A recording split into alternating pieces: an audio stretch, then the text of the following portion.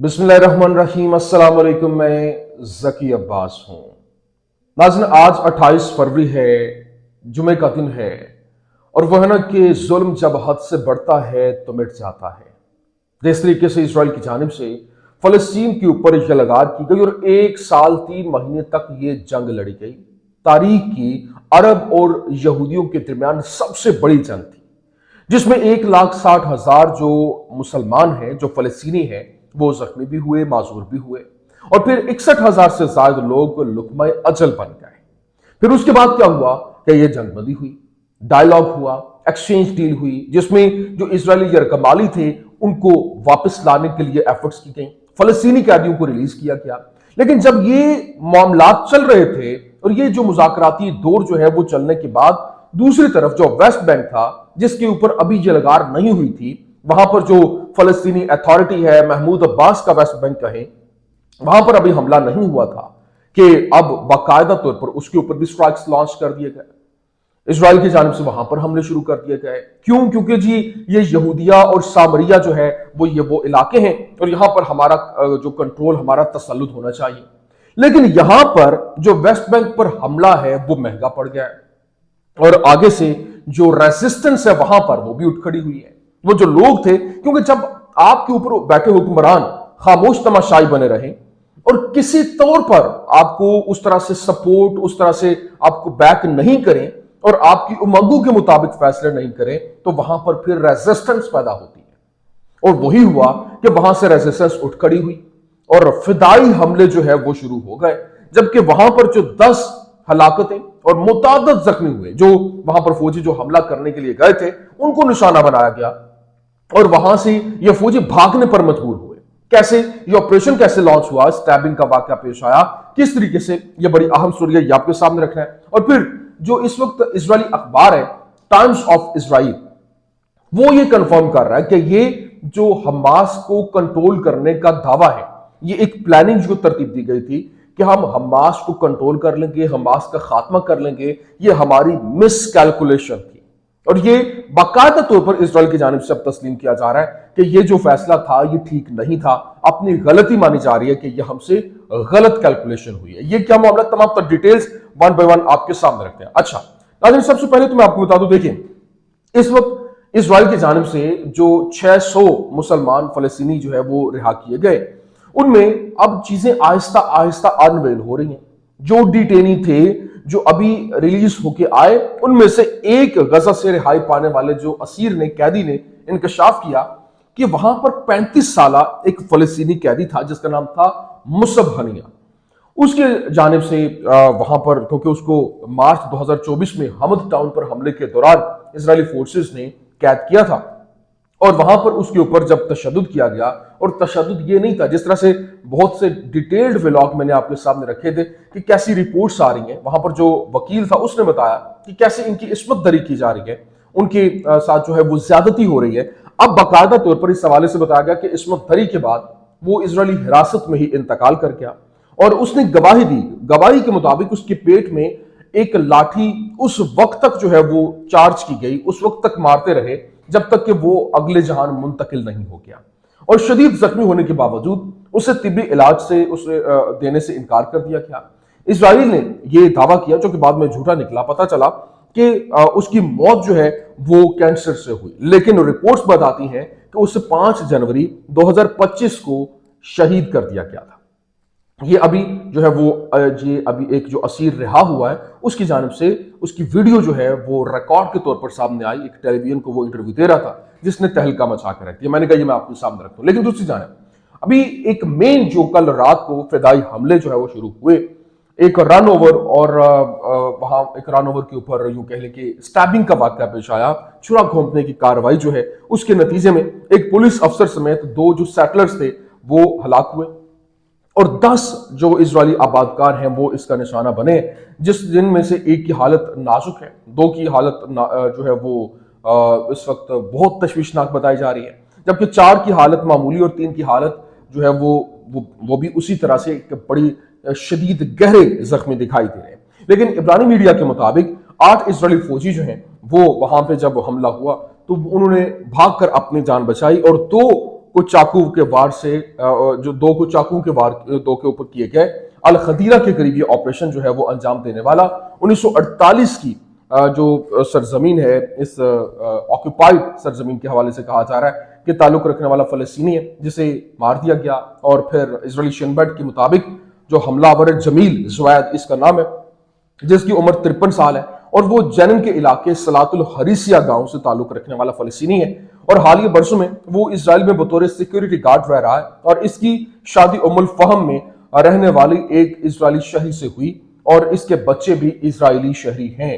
तो जनाबे वाला ये वाकया पेश आया, जिसको लेकर बाकायदा तौर पर जो इस्लामी मज़ाहमती तहरीक है हमास, उसकी जानिब से एक बयान जारी किया गया, प्रेस स्टेटमेंट जारी की गई, और बताया गया कि हदीरा के करीब करकूर के इलाके में हमलावर जो था, एक हमला और जो पेश आया, और चाकू से हमला इस बात की तस्दीक करता है कि इसराइल की जानिब से वहां पर जो हमले किए जा रहे हैं और इसके सख्त हिफाजत इकदाम के बावजूद मज़ाहमती हमले जारी हैं। आज से पहर करकूर में हदीरा के करीब होने वाला जो हमला था वो वेस्ट बैंक, खास तौर पर उसके शुमाली सूबों में जो इजरायली फौज की तरफ से वहां पर एक जारहियत और मुसलसल जुराइम के साथ साथ मस्जिद अक्सा, इब्राहिमी मस्जिद और इस्लामी जो मकामात हैं वहां पर कंट्रोल करने की, तसल्लुत जारी रखने की यहूदियों की जो कोशिशें हैं, उनका एक बहादुराना फितरी रद्दअमल है। और ये ऑपरेशन इंतहा पसंद जो हुकूमत है और इसके वज़रा को ये पैगाम देता है कि वेस्ट बैंक और इसके इलाकों के अंदर और पूरे फलस्तीन में बहादुर मज़ाहमती जंगजू और आज़ाद इनकलाबी मौजूद हैं जो अपने हुकूक से दस्तबरदार नहीं होंगे, और हमारी पूरी ज़मीन से ये जो तसल्लुत है वो ख़त्म होने तक मज़ाहमत जारी रहेगी। हम अपने लोगों से मुतालबा करते हैं वो साबित कदम रहें और इसराइल का मुकाबला करें, मज़ाहमत को तेज करें, और अपनी मकबूजा जो ज़मीन है उसके अंदर मौसर कार्रवाइयों के जरिए तसादुम की कैफियत को जो है वो इस वक्त उन्होंने बढ़ावा देने की बात की।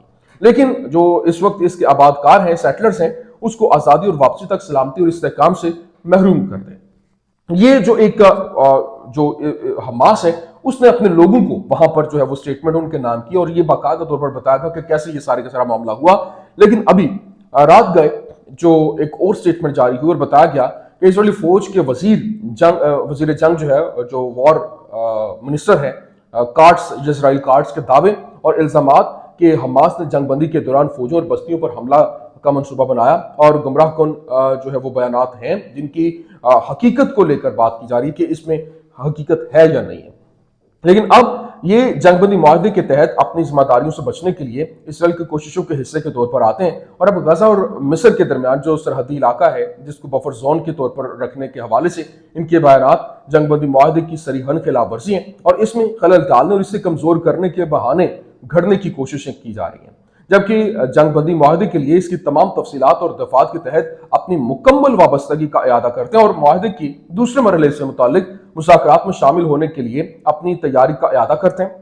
हमास ने मज़ीद कहा कि हम सालिसों, आलम बरादरी और तमाम मुतल्लिका फरीकैन की तरफ से फौरी और संजीदा इक़दामात की अहमियत पर जोर देते हैं ताकि वो इसराइल को मुआहदे की जिम्मेदारी और मुद्दत की पाबंदी करने पर जो है वो फोर्स करें।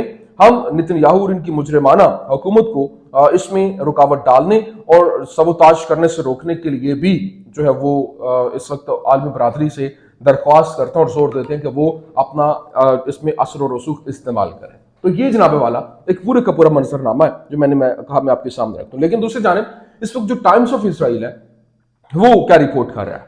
Times of Israel reported that Israel thought it could control Hamas but on October 7 it proved it's mistake.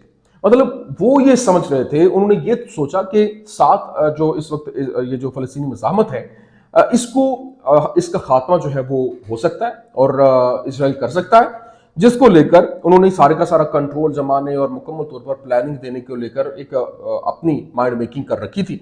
लेकिन 7 अक्टूबर को जो कुछ हुआ उसके बाद टाइम्स ऑफ इसराइल रिपोर्ट कर रहा है कि ये एक गलती जो है वो साबित हुई है, बाकायदा तौर पर अब तस्लीम किया जा रहा है। लेकिन यहाँ पर अभी इसराइल की जानिब से जो बैका के इलाके में और फिर हरमल के कस्बे के ऊपर स्कूल पे 2 स्ट्राइक्स किए गए, ड्रोन स्ट्राइक्स किए गए, जिसमें मुतअद्दिद जो है वो हलाकतें भी हुई हैं और मुतअद्दिद जख्मी भी हुए। लेकिन अभी चीज़ें बहुत तेज़ी के साथ तब्दील हो रही हैं, जबकि अभी एक फाइल बड़ी जो वायरल होने की खबर जो है वो आ रही है, जो एप्स्टन फाइल है, जिसमें उसके कारनामे और किस तरीके से ये बड़े बड़े लोग जो है वो जजीरे पे जाकर अपने रंग रलियां मनाते थे और छोटी छोटी जो बच्चियां हैं ان کو اپنی ہوس کا نشانہ بناتے تھے. اس کو لے کر یہ چیزیں، یہ فائل جو ہے وہ سامنے آئی ہے، اور اب باقاعدہ طور پر سب سے پہلے یہ فائل جو یہودی ہیں انہوں نے لہرائی ہے، کیونکہ کل رات کو یہ کہا جا رہا تھا کہ یہ فائل جو ہے وہ ریلیز ہونے جا رہی ہے. لیکن ابھی جو ایپسٹائن ہے، جو اس وقت یوں کہہ لیں کہ یہ بیسیکلی موساد کا ایجنٹ تھا، اور اس کو جو فنڈڈ ہوئے اور پھر یہ ریکروٹ ہوا، اور پھر اس کی جو گرل فرینڈ تھی اس کا باپ جو تھا رابرٹ میکسویل، وہ بھی موساد کا ایجنٹ تھا. اور یہ اس نے پراپر ایک پلاننگ کے تحت پوری کارروائی عمل میں لائی، اور اس نے فائل جو تیار ہوئی ہے یہ جو سب سے پہلے یہودیوں تک پہنچی ہے، تاکہ وہ اپنا پروپیگنڈا جو ہے وہ اس اعتبار سے بنا سکیں، اور جہاں جہاں پر جس طریقے سے ڈیل کرنا ہے وہ لے کر جا سکیں. اس فائل کو، اس خبر کو ایک بگر کینوس کے اوپر دیکھنے کی ضرورت ہے، کیونکہ وہ چیزیں آہستہ آہستہ انویل ہو رہی ہیں. لیکن جانے سے پہلے میں آپ کے سامنے ایک اور خبر بڑی امپورٹنٹ رکھنا چاہتا ہوں، کیونکہ اس وقت ڈونلڈ ٹرمپ کی جانب سے کہا گیا کہ we are going to dig in the fields. ہم جو یوکرین کے حوالے سے اس نے کہا کہ ہم جو فیلڈز ہیں ان کو ڈگ کرنے جا رہے ہیں، کھودنے جا رہے ہیں. We are going to dig. Trump said he would sign an agreement on mineral development in Ukraine tomorrow. مطلب آج کے روز جو وہاں پر یوکرین کے اندر وہ ایک ڈیل ان کے ساتھ ہونے جا رہی ہے کہ وہ وہاں کے جو منرلز ہیں ان کو نکالنے کے لیے وہاں پر کھدائی جو ہے وہ شروع کر دیں گے، تاکہ وہاں سے یوکرین سے جتنا وہ خزانہ ہے وہ نکالا جا سکے. اب اس حوالے سے اسٹارمر کی ٹرمپ سے ملاقات بھی ہوئی ہے، اور جو یو کے کا پرائم منسٹر ہے اس کی جانب سے کہا گیا کہ یوکرین کے ساتھ امن معاہدہ تاریخی ہوگا، اور یوکرین کے ساتھ مستقبل کا امن معاہدہ تاریخی ہوگا، اور کسی کو اس کی خلاف ورزی نہیں کرنی چاہیے. برطانوی وزیر اعظم کیئر سٹارمر نے یوکرین پر امن معاہدے کو ممکن بنانے پر امریکی صدر کا شکریہ ادا کیا، اور برطانوی وزیر اعظم سے ملاقات کے دوران ٹرمپ نے اس یقین کا اظہار کیا کہ یوکرینی تنازع کے حل کے لیے ایک معاہدہ طے پا جائے گا، اور اس سمت میں روس کے اقدامات کا مثبت جائزہ لیا اور امن معاہدے تک پہنچنے میں پیش رفت کو نوٹ بھی کیا گیا. لیکن ساتھ ہی ساتھ ڈونلڈ ٹرمپ نے کہا میں یوکرین پر مزید رقم خرچ نہیں کرنا چاہتا، اور امریکہ روس کے خلاف پابندیاں اٹھانے کے لیے تیار ہے، لیکن یوکرین کا تنازع حل ہونے کے بعد ہی ہوگا. امریکہ کو چین اور روس کے ساتھ بہترین تعلقات بنانے کی امید ہے. ٹرمپ نے کہا کہ یوکرین نیٹو کو بھول سکتا ہے، بھول جائے، کیونکہ اس مسئلے کی وجہ سے ہی تنازع شروع ہوا تھا، اور امریکہ کھوئے ہوئے علاقوں کا کچھ حصہ یوکرین کو واپس کرنے کا معاملہ اٹھانے کی کوشش کرے گا، لیکن اس کا حصول مشکل ہوگا. اور پھر ٹرمپ نے پیوٹن کو بہت ہوشیار سیاستدان قرار دیا اور اس یقین کا اظہار کیا کہ یوکرین پر ڈیل ہو سکتی ہے. ساتھ ہی اس کا دعویٰ ہے کہ روس کو بھی تنازع کے حل کے لیے رعایتیں دینا ہوں گی، اور جو یورپی یونین امریکہ کو دھوکہ دینے کے لیے بنائی گئی تھی یہ اس کا مقصد ہے، اور انہوں نے اس میں اچھا کام کیا، لیکن اب میں مزید نہیں ہونے دوں گا. بلین خرچ ہونے کے بعد، تقریباً $350 بلین خرچ ہونے کے بعد اب جو سینیریو ہے وہ بدل چکا. زیلنسکی یہاں آنے پر زمین کے نایاب معاہدے کے اوپر دستخط کرے گا، جبکہ یورپی یونین مصنوعات پر 25% محصولات عائد کرے گا. نہ صرف جو ہے وہ باقی ہر چیز کے اوپر بلکہ اوور آل یہ معاملہ ہوگا. لیکن یورپی یونین نے بھی اسے ٹرمپ کی حملہ آور فہرست میں شامل کر لیا، اور ٹرمپ نے یورپی یونین امریکہ کے استحصال کے لیے بنائی گئی جو امریکی صدر ڈونلڈ ٹرمپ نے میکسیکو اور کینیڈا پر 25% تجارتی محصولات عائد کرنے کے دعوے اور وعدے کے بعد یورپی یونین پر بھی وہی محصولات عائد کرنے کا وعدہ کیا. اور وہ کہتے ہیں کہ یورپی یونین امریکہ کے استحصال کے لیے بنائی گئی تھی، اور شروع سے اس کا مقصد بھی یہی تھا. انہوں نے اس کو حاصل کرنے کے لیے ایک اچھا کام کیا ہے، لیکن اب میں ایسا نہیں ہونے دوں گا. تو یہ جناب والا اس وقت کا سینیریو ہے، یہ اس وقت کے حالات ہیں. میں نے کہا میں آپ کے سامنے رکھ دوں. امید کرتے ہیں ویڈیو آپ کو پسند آئی ہوگی. پسند آنے کی صورت میں لائک کیجیے، شیئر کیجیے، اور ہمارے چینل کو سبسکرائب کرنا مت بھولیے گا. شکریہ.